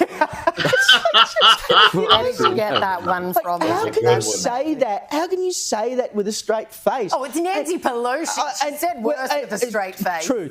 And there are moments when I've wondered whether Nancy Pelosi is all there herself, to be quite frank. She's just as ancient as Joe Biden is. Well, I mean, I think even Jill is showing signs of dementia. I mean, do you remember after the debate, and she says to Joe, "You did so good. No. So great." And you answered all the questions. But wait, and then she says to the crowd, she says, "And what did Trump do?" Just after she's told absolute porkies, because he knows he didn't do great, she knows he didn't do great, we all know he didn't do great. And then she goes, "But Donald Trump lies." She's just lied to her husband about his performance. No. That's not a sign that she has dementia. That's a sign that she's desperate to continue living in the White House, and she's propping up her husband every single day to try and keep him in the place. Because you look at everywhere he goes now, he's holding her hand, he's leading her, she waves to the public. She is the public face of that marriage because she wants to stay in the White House. Well, right after the debate, Donald Trump just exited stage left. And Biden, I timed it was 20 seconds it took him to get down 3 steps, Liz, with Jill holding his arm. Yeah. No, it was all on display, and I'm surprised that any elder abuse advocates haven't come after Jill Biden, because she has done this for years now, and the Democrats are kind of being forced to wake up and smell the kibble and admit that they can smell the kibble. Even the lefty media in America are having to admit after Friday's performance, I can't believe it. Maybe there's some truth to these dementia rumours. The guy is not okay. Please, somebody give me a spot on this show, for God's sake.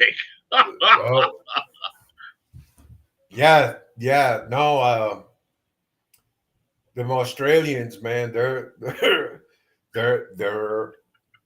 what's the word I'm looking for? They're very direct. Yes, but that's Sky News Agency, and they're barely based out of Britain, but you know how we all roll in together, United States, Britain. And we thank them for their content. Yes. I just want to say a couple of things here, and then I'll turn it over to you guys. And I'll start with you, Donnie, after me, and then we'll follow with B. Jill Biden, she is the ruthless witch here, man. She's pushing this. She is a power-hungry woman that's basically pushing her husband to do this. And any type of advice, I wouldn't even mention Hunter's name being an advisor to his dad about running. He is not Beau Biden. Donnie. Well, I mean, we saw this play out before, and people said it was the same thing Michelle was doing with Barack, that she was pushing, she was running the White House. I mean, I don't really No, think the I think that's different, Donnie. No. Okay, you can think it's different. I see it the same. Of course they want to stay in the White House. Who wouldn't? I mean, Yes. the Bidens, that's their lifeline, because once Joe leaves the Oval Office, their political future as a family is over. It's over. Nobody else is getting in politics, right? He's been there so long, they don't know what else to do. Yes, So sir. of course they want to stay in, but I really don't think. Bo probably shouldn't. I mean, Hunter's probably not the best guy to take advice when it comes to mental capacity and stuff like that, because his doesn't seem the best. He doesn't make the best decisions neither. That's why his ass is on trial for gun problems, with the crack and everything. If Biden's 81 and snorting and taking a toot here and there to get by, well, I guess so. I don't know. The debate really showed, and I think, like the guy said, what was key there, 20 seconds to get down 3 stairs with assistance. That doesn't sound like somebody that's fit to be the president. I just really, that's alarming right there. And we all know when we get older, we forget shit. That his dementia stuff's maybe a little different. He seems a little more just loses himself in the moment. I get that, but physically, he looks like he's broken down too. And I just don't know how you promote that. What's going to build confidence in me to vote for you, Mr. Joe Biden? And right now, there's nothing. Go ahead, Mr. B. You know what I think about when I see Jill Biden? She's being the dutiful wife and saying, "Oh, how wonderful! You answered all the questions."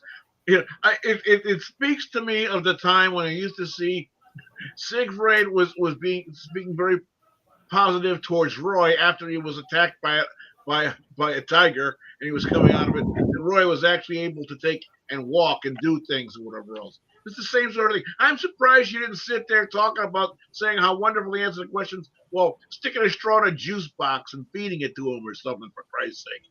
Yeah. This is it's almost embarrassing. Yes. And what do our adversaries look at us now?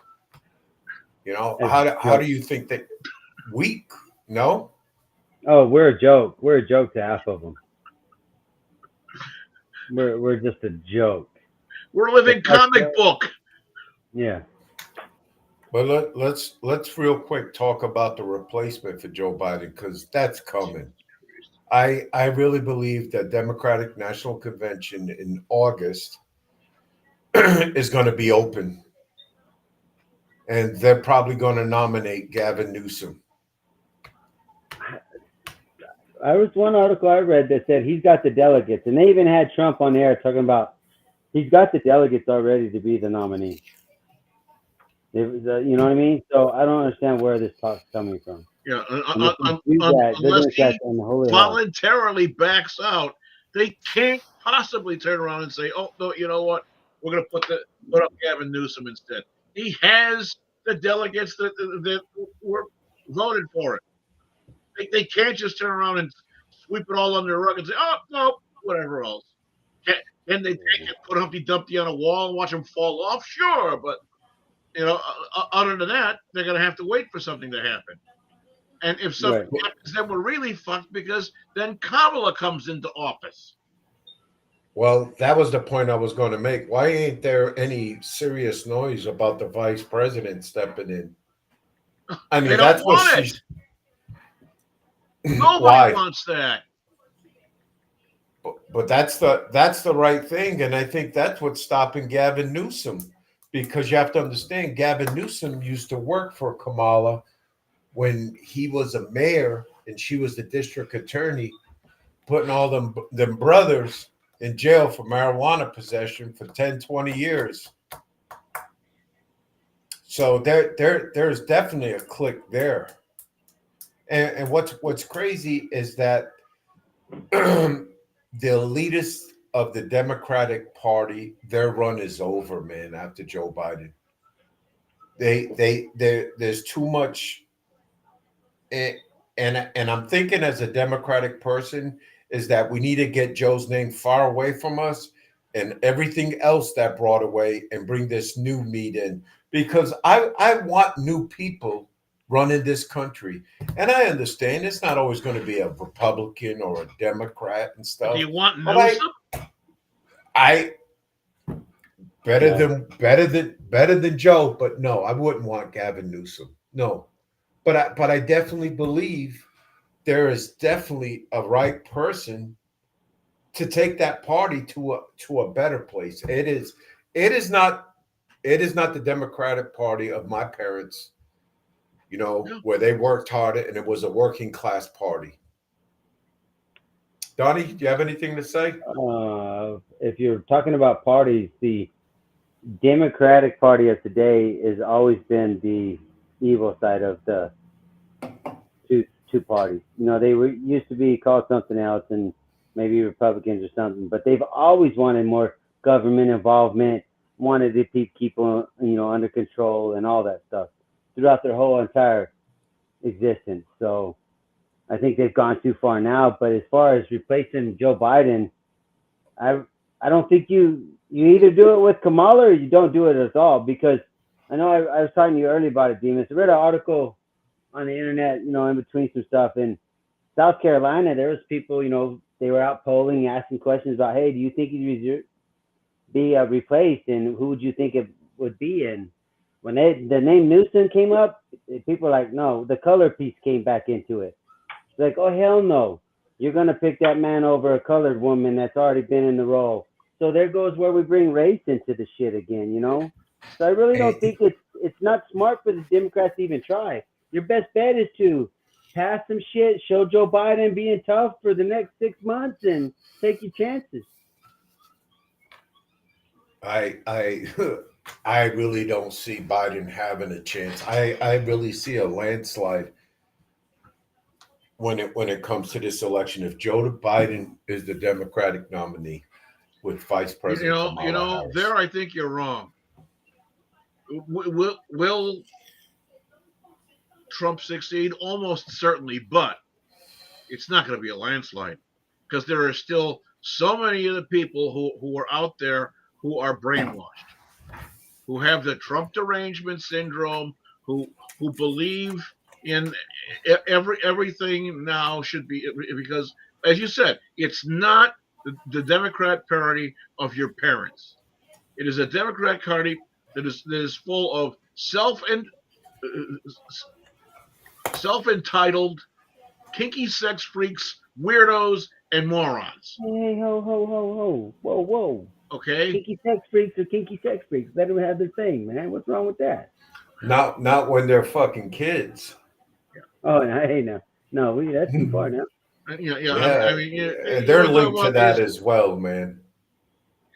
Look, I am I lying? No. Look what they have all these strange people doing this crazy shit with the schools, with the transvestite reading hour for little kids and all this crazy shit that's going on with. I don't care if I had a company making fuzzwords. The one thing I would ask is, do you have the skill to make these fuzzwords? I don't care what you stick, prick, or lick. Whatever it is, it's your business. Can you make this fuzzword for me? That's what I want to know. Whatever would do that. Same thing with whatever it is. But stick, prick, and lick, Donnie. Hot damn it. You go, Donnie. Yeah. Well, Mr. B's right. I mean, if we're going to talk about who's the best to run the nation from the Democratic side, then pick the best person. And it shouldn't matter what anything else, as far as the gender thing. And I get when you mean the kinky sex stuff. Yeah, don't be getting your ass pounded in the middle of the congressional halls or some office, man. That's supposed to be better conduct than that. I understand, Mr. B, and I agree with you. But I think overall, that's what most people want to do. They want better conduct from our leadership. And right now, looking at the candidates we got, we're fucked. We're going to have nothing but shit-ass conduct for the next 4 years. Service is complete. I'm declaring a mistrial in this case. It's the 5th day of deliberation, the 25th hour, the 50th minute, and it was at that time that the jury sent a note to the judge saying that they were at an impasse that they feel like they were not going to be able to overcome. It says, despite our rigorous efforts, we remain starkly divided. Basically, it sounds as if it was not just one or two holdouts, but it was a room of 12 jury members who were deeply divided, feeling as if their convictions were not willing to be overturned without compromising their own moral integrity. And the judge basically saying, I do not want to make anyone do that. And for that reason, she declared a mistrial. It was a monumental moment, obviously, for a criminal trial that has captured the attention of so many people all across the world. So many people here outside the courthouse believing that Karen Read was not guilty of the crimes that she was accused of, that she was being framed in some sort of police cover-up and conspiracy. But at the same time, counter-protesters who believe the evidence points to her overwhelming guilt. There is no overwhelming evidence that makes her guilty. This was the complete setup. Just a quick news flash. The lead investigator, Trooper Michael Proctor, he's been relieved of duty from the Norfolk County District Attorney's Office. As of when and for what reason? For this investigation. Really? Yes. Oh, dude, this investigation she was set up. She was set up. Donnie? This whole Karen Read thing. There's a lot of stuff out there, misinformation maybe. My thing is though, I don't understand the part where she's got to be back in court in July or whatever because they're still going to review some things. What the prosecution had their chance. They deliberated. You didn't get what you needed, so go back to the drawing board. But this moment forward, if I'm Karen Read, I'm trying to figure out how I invoice the city for, my lawyer fees because you didn't get your job done. Don't keep dragging me in this bullshit. It's costing me money, right? Right. I don't understand. Yeah, they set that July 22nd. Right. And here's another thing, bro. There's another question I have. Now that, she's been found mistrial, whatever, are you willing to go the other route if, something comes up that these cops were hiding something? These other law enforcement officials were hiding stuff? Are you really willing to go down that road? Because if that's true that stuff was hidden by other police officers and this case dies down, that tells me you didn't have shit to go on in the first place and you was just trying to set her up. So, yeah, I'm glad she got found mistrial. You know what I'm saying? Mr. B, do you have any comments? Number one, I agree with you, Hasty. I'm glad that this was found to be a mistrial. It is my ardent belief that they're going to go right ahead and they're going to try this case again. They're going to do the same damn stupid shit all over again, and it's going to wind up to be another mistrial. Unless they get a judge that actually is right of mind, looks at the case, and turns around and says, you know what? I'm throwing this suck of a bitch out and get it, and it's over with. I sincerely doubt that because you're in the Commonwealth of Massachusetts, and the judge and the judge and judicial system there is so incredibly fucked up. These people don't know which end to turn on a flashlight and use to find a way down the road. So, just being involved in this case on YouTube and just following people. I started off with an individual, he goes by Turtle Boy, and I seen this social media. I've seen channels where one day they have 2.5 thousand subscribers, and the next day I go to them, they're up to like 20,000. This is blown way. This is out there in the airwaves. The point I wanted to make: there's a retired DEA agent, the drugs guy, supervisory, and he's retired, and he's on YouTube, and he swears up and down that the FBI are involved in this. They're gathering all their data onto this corruption, and there's going to be some heads that are going to roll. I really don't see I mean, if they're going to pull the trigger, that being the FBI, they need to do it before the discovery again, because this was set up. Case in point, one of the scenarios during it was a sergeant out of the Massachusetts State Police, and they were reviewing a video from the Sally Port. Sally Port is basically just a secured garage or alleyway.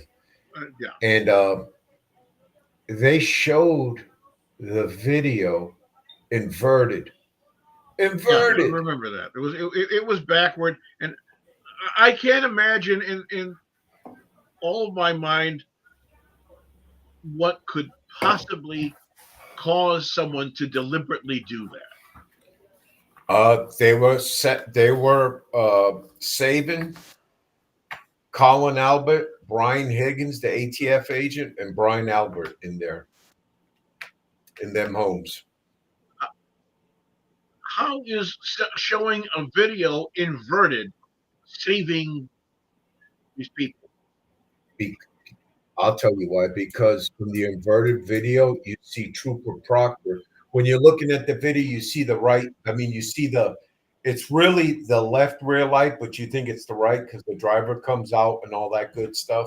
And they lied about that too. The driver that came out of the fucking car was not the tow truck driver. The tow truck driver got interviewed by some news agent, says, no, that wasn't me. I wasn't allowed to drive the car in the Sally Port. It's a lot of confusion, but getting back to Trooper Proctor, you could see him. He was there near that fucking rear taillight assembly.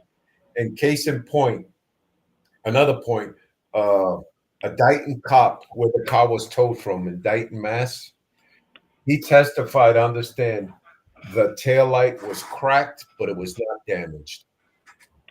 Okay, so it was cracked but not damaged, and so they couldn't possibly find a piece days later in the street. If it's cracked but not damaged, that means the piece has not fallen off of the car. All right, and then they're saying, oh, they found the person's hair in a cracked light or some damn thing. That was planted. That was planted. The defense now hold the last two witnesses for the defense. The defense only called 6 witnesses. The last 2 witnesses, they even said it on the stand. The judge asked, the judge will ask a couple of questions at the end of the voir dire when they're arguing without the jury being present. And the judge asked him, so what agency did you conduct this investigation? And he paused and he stood for a little bit. But let me back up. These guys are PhDs, man. They know how to dot the I's, cross the T's, all that. Very hard professional. You would so expect. Getting back to the question, she says, so what organization did you hired you to get this evidence? I mean, this investigation. Guy stuttered. I mean, he was quiet for a minute. And he said, Department of Justice, FBI. And them 2 defense witnesses were not even paid by the defense to show up there. The FBI says, we got you. So what is that telling you guys? Knowing the FBI, not much. No, man. No. No, that tells me that maybe they're looking at something much bigger and they know something else that we don't know. And they're not going to share that information because it's an ongoing investigation and we can't jeopardize an ongoing investigation. Just remember, I told you guys, I believe that those cops that they're trying to cover over are all wrapped up into something incredibly freaking dirty. You think it's big? You think it's bigger than the murder of John O'Keefe, of the police officer? Much bigger. Drugs? Much bigger. Racketeering, drugs, probably human trafficking, shaking down dealers, skimming. Prostitution. You got to have some prostitution in there. That always goes. That's the longest, trade that is on the underground, Probably some of that going on, being pimps, or something about, keeping people off the street for a cut. They're on the street, they're getting a cut. They're skimming, like Mr. B said. Oh, man. Oh, Donnie, you said profiting. Oh man, these fucking social media sites, these guys that just had 2, now they got 20, 50,000 subscribers. The super chats, the people that are throwing money at these people just to answer something stupid. And that's what I say. I really don't understand what bringing them back to court's going to do, but I guess we can see what happens when they do. Because I really think that, yeah. I know what they're going to do. They're going to probably drop it down to a manslaughter charge. Okay, but if they try to drop it down, and so they're going to try to make a plea deal, that's what you're telling. They're giving them a time to maybe make a plea deal and say, okay, we're going to drop the manslaughter and we'll just say probation, and we'll call it good. Yes, but this. Okay, so that tells me this woman. No, she's not going to do a plea deal. She doesn't want it. I'll tell you that right now. Yep. I understand that. She's not going to take a plea deal because she doesn't think she has anything to do. She did nothing wrong in her eyes. I was drunk as hell. I went home and passed out. I didn't hit him. I get that. Hey, but here's the thing. If you're offering a plea deal after you had a mistrial, then once again, to me, it reinforces the fact that there's something else going on you don't want me to know about. What are you hiding? What are you hiding? The district attorney that put this case on to go forward, he's under a lot of scrutiny now as well, and he's the one that's hiding. He's hiding some shit. Well, good show, guys. Let's close it out, Mr. B. I've got my show, Politics with Mr. B, tomorrow. I have absolutely no fucking idea what I'm going to put on, but rest assured, when I get my act together, it's going to be a good show. Hey, Seed, I'll turn it over to you. Yeah, I'm pretty sure it'll be good, Mr. B. But like I always say, think positive, do positive everywhere you can, man. And thanks for connecting however we connect. We'll see y'all next week. Papa Smoke. Yes, sir. Take care, everyone.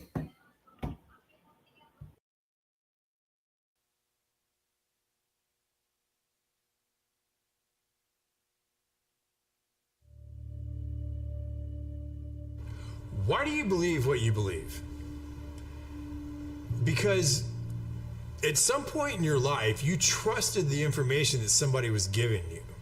And that someone you trusted told you that a car was a car, a tree was a tree, a bird was a bird, the blue stuff above you is the sky. And that's the way that we began to determine what we believe to be a fact. Most of the things that we believe to be a fact in our lives are told to us through our stories or the news that we hear. So my question would be, if they were deceiving you with the stories they tell you, would you be able to recognize that?